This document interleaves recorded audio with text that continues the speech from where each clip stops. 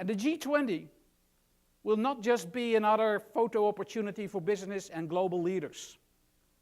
The G20 will fundamentally change the rules in which we operate in the world. And I think it's a good thing. It will mean fairer, opener, more competition. It will mean that where you are located is no longer going to be the driving force for whether you're successful or not. But we have to realize that it will have a downside, where somebody wins, somebody else will lose, unless we lift the total. So that is a fundamental change in the financial and economic reality in which we have to operate. It will put an enormous amount of pressure on whatever organization you're working for. They have to realize that the world has changed. And here's the interesting thing. The same person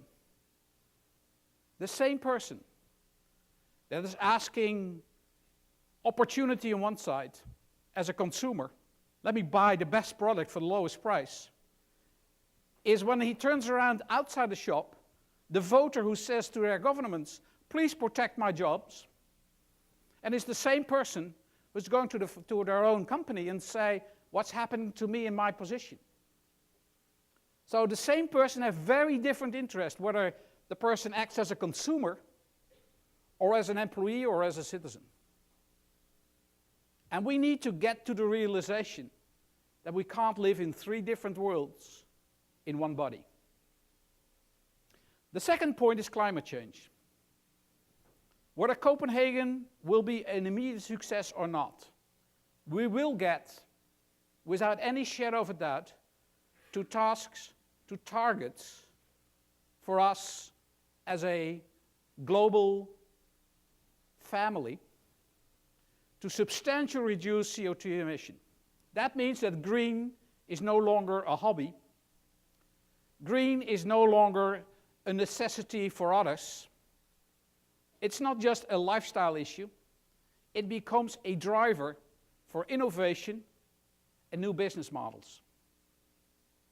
If you looked at the technology that's already there, we have plenty to solve most to achieve the target of 30% reduction in 2030 and 50% reduction in 2050. It's there. What isn't there is the economic model to get there. So with other words, we have still the financial incentive to live in the old world with the necessity to go to the new world, but that's more expensive. And most people simply cannot afford anything else than price to dictate their consumption. So we have to fundamentally rethink the way we give incentives to achieve the 2050 target that we will agree upon. And it has to be a global deal. It will be a global deal. So don't get discouraged if you see that Copenhagen is not going to deliver all the things that we are hoping for. It's a matter of time. We'll get there. But again, for your own organization, you better buy yourself a big mirror and look in the mirror and say, what does this mean for us? What does this mean for the way that we produce? What does this mean for the way we add value? And how can we ensure that this is not seen as a burden, but as an opportunity to get out of the crisis we're in? And history will help you. The crisis in the 30s needed something to get out of that miserable situation the world was in. And the thing that did it was radio. Because radios opened people's mind to information, to things they'd never seen before and heard before. And radio was the kind of driver for the new reality. And in the 80s, it was the microchip. We had a fantastic crisis in the 80s. Most of you were not even born then, but there was a fantastic crisis. And then all of a sudden came the microchip. And people in their garage had all kinds of new ideas. And a boom of new activities lifted the world again. And in the 90s, we got internet. True, all of these issues were like a swing, too much. But you know what? We could do with a little bit of swing of too much today. And in my view, the thing that is staring us in the eye is green.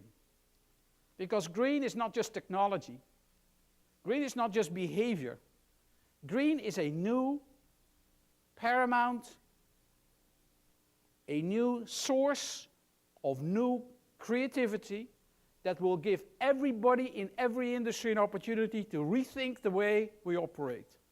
Which means that in many garage shops around the world, people are waiting, are dying for the world to say we take this serious. You will see a flood of new activities. And then comes confidence. There is no hope unless there's confidence. And we need to rebuild confidence. And it starts from the top. So how do you get confidence? Can I buy it somewhere? Is there a consultant who can give me the confidence back? And the answer is unfortunately no. Confidence starts right at home. It starts in the circle, in the company itself, or in the organization itself. It starts by believing that what you're doing is worthwhile.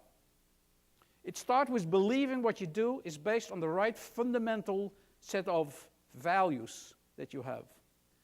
And then it starts to radiate that out to the world in a way that is best described of saying, what's your relationship with your shareholders? Well, you pay them a dividend.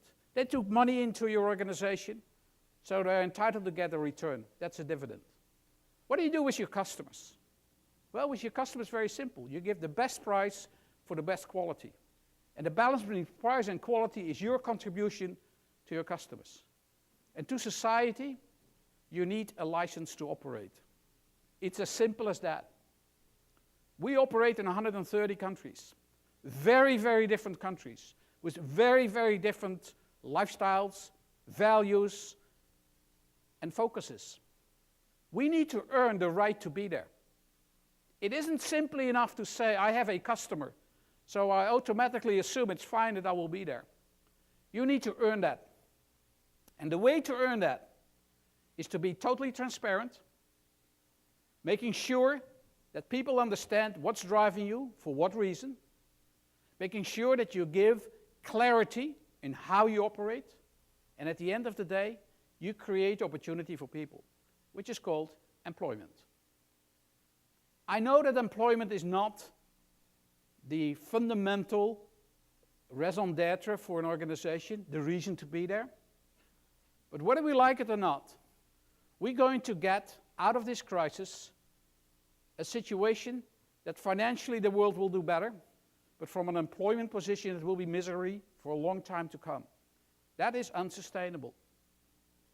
So we need to get into a different mode, which may require different business models, big working with small, making sure that you are of speed in which you operate, but at the fundament, you have to do one thing. You have to be transparent in what you're going to do, why and how. Now, is this something we can delegate to you guys? I wish we could. You wish we could. You would have even more power than you have today. But I think, at the essence, this is an issue of leadership. There is no confidence coming back unless leadership takes accountability, is willing to be transparent, and is willing to confront the anger of society in a face-to-face meeting. Yeah, that's what we need to do. And what you see today is too little of that. So what's your task, in my view? Your task, in my view, is to clarify the issue, to make sure your organization understands the issue. And the issue is the problem from the top. It's great, all the programs you're doing. It's helping, it's motivating people, it's getting young people on board, it's getting everybody excited, which is great. But the number one fundamental issue that you have to do is that 50% which says CEO involvement. It is your measurement of success.